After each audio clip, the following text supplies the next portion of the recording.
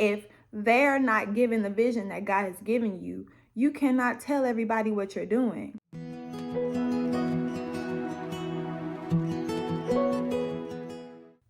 Hi, butterfly. I welcome you in with so much love, and I'm so grateful you decided to make me a part of your day today. If you feel called, please subscribe and join the family so we can sow together and grow together. Let's begin. First and foremost, in the spirit of transparency and being completely honest with you all, I have to apologize for my initial approach. Looking back at my videos, I feel as though I was in a spirit of condemning you and not really showing much compassion. And even if that's not the case, I want to always progress and always change my approach to the best of my ability. So please forgive me, and I want to deliver this message still the way God intends for me, but with a little more compassion, a little more grace, and a little more humor. Let's get into it. If you hear something in the background, those are my mom's cats, and she's really upsetting me because I already told her to leave and she didn't want to do that. So she's gonna be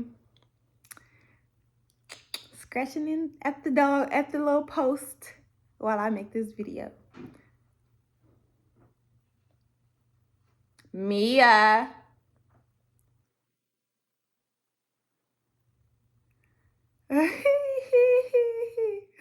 Like many of us, when we embark on our journey, or we come into the realization that we're on this journey, or we come into our awakening and the purpose that God has called for our lives, we get so excited, we get so amped up with ambition and service, and we just want to tell the whole world about what we've learned for ourselves, what we've experienced for ourselves. And a lot of times we want to share those things with people that we've known for so long prior to us coming into who we are called to be, or coming into our awakening, or coming into our spiritual journeys. And a lot of times when we get excited, we want to bring those people along. We want to tell them all that we know. We want to encourage them to begin their own journey. And I'm not telling you to not encourage them by any means, but the point that I'm about to make is that most of the people, when we're newly on our journey or halfway there, or we haven't gotten to where, excuse me, Mia, no. Or we haven't gotten to where we're at a consistent pace or a consistent, God give me the words, if we're not continually content with where we are in our journey and we're continuing to elevate, most of the people that we've known and most of the people that we're meeting on our journey are only here for a season and for a reason. A lot of the people that you know right now, that you're meeting as a baby spiritual person, as a baby Christian, even as a toddler or as a 6-year-old, whatever you want to call it, as we're embarking on this new journey of life, most of the people that God is going to bring into our atmosphere are only here for a season. And we have to realize that, understand it for what it is, and be okay with that. Because we are all called to service. And sometimes our services last a lifetime. Sometimes our services last a day. Sometimes they last a week, a month, a year. However long God has called us to be in someone else's life, or called someone else to be in our lives, we are doing a service, whether we realize it on a conscious level or not. People can be of service in reflecting to you the things that God is still needing you to work on, or vice versa. They could be in your season to give you wisdom, encouragement, and guidance on this journey that you're embarking on. Maybe it's a business idea. Maybe it's helping you create content. Whatever the situation may be, we have to embrace, understand, and be okay with the fact that not everybody's going to be with us the entire time. And it's not to say that they won't come back around or we're supposed to sever ties with people when our season is over, but everybody's not going to be everything for you, if that makes any sense. I was probably swallowing really, really hard. Juice is like my kryptonite. Like, seriously, especially cran raspberry juice. Like, that is my absolute favorite kind of juice. And then apple juice is right next to that. But, like, that's my weakness. I love juice so bad. Look, Ocean Spray, if you want to sponsor me, I'm more than happy to do that. Like, let's talk. Anywho, most of the time when we are on our journey and God gives us a vision and we start to have these ideas, these business plans, these propositions, these goals that we never thought were possible for ourselves or we never visualized for ourselves until coming into our awakening, could be too big for the people around you right now. I know that me personally, I have huge dreams, and nobody in my life, in my family, or that I know personally are aspiring to do these things or have reached these kinds of goals. And I've learned to accept that because God gave me a vision, and his vision is going to come into fruition, whether it be through me or through somebody else. And I want it to be through me because I like what I'm seeing. Okay, I'm liking what God is showing me. All right. So I know that my goals and God's plan for my life is not to say greater, but to a different extent than those people around me. And when we try to explain our God-given visions, goals, ambitions to people that God didn't place those kinds of same goals, ambitions, and desires into their hearts, they may subconsciously deter us from that, discourage us from that.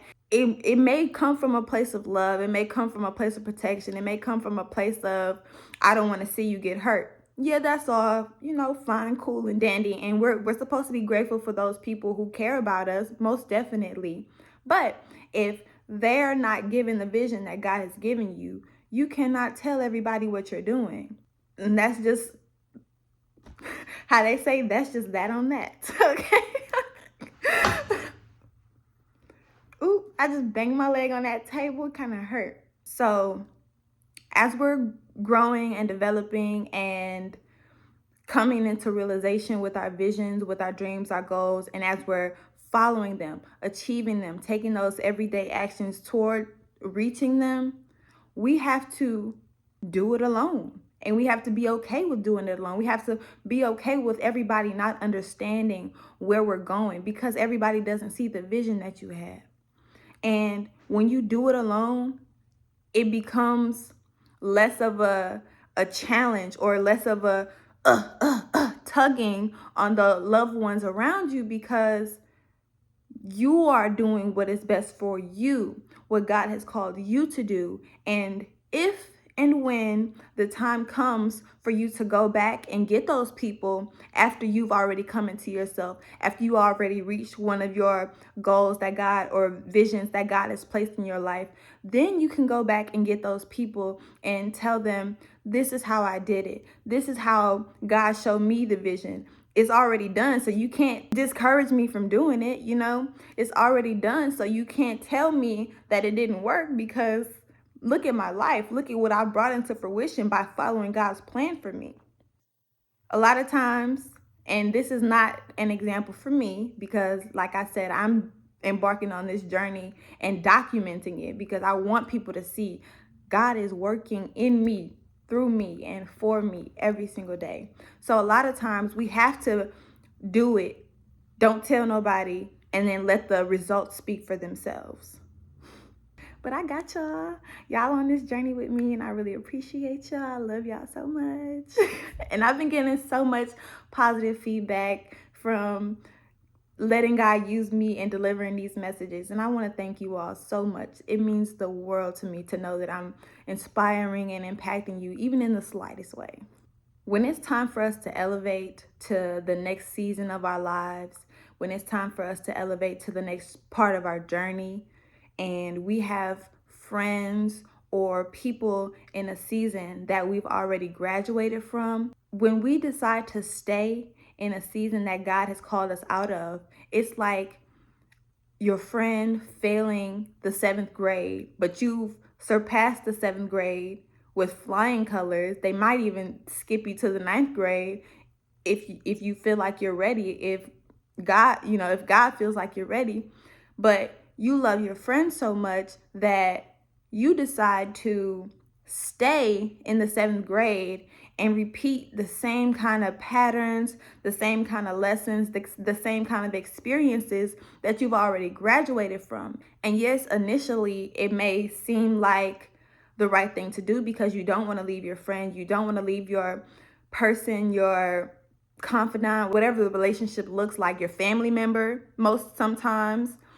If you don't want to leave them and you hold yourself back to stay in the seventh grade with them, even though you're supposed to be in the ninth grade, you get tired of doing the same thing. You get tired and irritated about a season of your life that you know in your heart and in your spirit that you're not aligned with anymore. You begin to resent the people around you that you've essentially put your life on hold for, and to the point where you're blaming them for your stagnancy. You're blaming them for you not progressing in your own life when your season in that era was over. It may not have been over for them. They may still have been learning the lessons that they needed to learn through that season. Your season had come to an end, yet you stayed in it for the sake of them. And now you're resenting them in a sense, when in reality, you have nobody to blame for that but yourself, because you couldn't accept that your season with that person was over or on a hold until they were ready to go to the level in the season that you are in, if you get what I'm saying. So don't fail the seventh grade trying to stay with your friend because y'all so cool, y'all so tight. Okay, like that's the simplest way for me to explain what I'm trying to get across for you today. Y'all, I don't know why I'm in such a good mood. Like, I'm just so bubbly and like happy, and it feels so really, it really feels good to like just smile and be at peace. Like, God is really working through me. I feel joy without being under the influence, and that's something that I have been working on for a long time. I can laugh again. Y'all, I don't even want to get into this testimony, but like, the way God is working in me, through me, and for me is so beautiful. Like, I haven't been able to laugh at a movie without becoming under the influence in so long. And now I can watch even the most corny commercial and just be crying laughing. Like, I feel so much love and so much joy, and I'm so grateful that God brought me back to that point. So, oh God, thank you. Like, let's just have a praise break right quick. Yes. I One day I'm going to be completely transparent with a lot of pieces of my journey that are not the prettiest, are in the deeper parts of my darkness. And I'm going to share them boldly and confidently because I've overcome them to the point where me talking about them won't send me back there. You know what I'm saying? I'm not quite there yet, but I see it. I feel it. And I'm so excited about it. So just stay tuned for that. Because, yes, my testimony is going to be like, what, girl? What? You did what? I know. One day. Let's get back on track though, because I have one more point that I want to share with you all before we end for today. I love you and I don't want to stop talking to you. Lastly, I just want to say that I encourage you to pray to God for wisdom on your journey. Pray for enlightenment on your journey. And pray to allow you to accept and release those people that you've met in a season that you're no longer a part of. I encourage you to pray for the courage to walk away from people, environments, thoughts, places, seasons that you've outgrown so that you can continue to embark and raise your vibration and align your life with God. God Almighty, El Shaddai, okay? He wants to use you. He wants to grow you. And the only way that you can grow, just like with the different seasons and the trees and the plants, you can't plant a seed in the wintertime. He's planting seeds in you. Your people, your homegirls, your homeboys, your family may still be in the wintertime, hibernating, gathering things for themselves in a different season. But you're in spring now. You're planting seeds. You're sowing seeds of abundance, of joy, of peace, of love, of happiness, of grace. And you have to get out of that season. And I just pray and I encourage you to walk away with grace and with love. And when the time comes for them to be in alignment with you again, if that's what God calls you to do, because sometimes it's not going to happen like that. And we have to be okay with that too. But if God calls them back into your alignment, be grateful. And be grateful that may be the next season, may be the last season with them. Have that understanding heart to know that no matter what happens, God's plan, God's will, God's way, all the time. And when you become comfortable with releasing people, releasing seasons that you have graduated from, God will begin to place people in your life who are exactly where you are, who are growing at the same rate as you, who are aligned with you, who are connected to you forever. And those are the people that you can go through different seasons with. You're in winter, they're in winter. You're in spring, they're in spring. You're in summer, they're same. Like, you are in a oneness with them because God has called and aligned you all together so that you're not alone. And you don't have to feel like every time I meet somebody or every time I make a new friend, I have to walk away from them. God is going to bring those people into your life. And I'll speak transparently again. For myself, I have not found anyone who's in my exact season, who's growing at the same rate as me just yet. But I'm not losing faith that God is not bringing those people into my atmosphere. I'm not losing faith that those people are not going to come. They're aligning themselves to reach my vibration just as I'm aligning myself to reach their vibration. And when it's divinely right, when God calls us together, we'll know that we're growing together, we're sowing together, just like I want to do with you all. So pray for that discernment, pray for that understanding, pray for that courage to walk away, pray for that courage to graduate, pray for that courage to stay when it's time to stay. Sometimes we want to elevate and get out of a season when we haven't learned the lesson yet. So pray for that. Pray for your understanding. Pray to understand God, okay? His will, His way, His plan, all day, every day. I love you. And most importantly, God loves you. And with that being said, I know we're all on different stages of our metamorphosis. So no matter where you are in your journey, I hope you're doing it with grace and with love. And until next time, fly high, butterfly.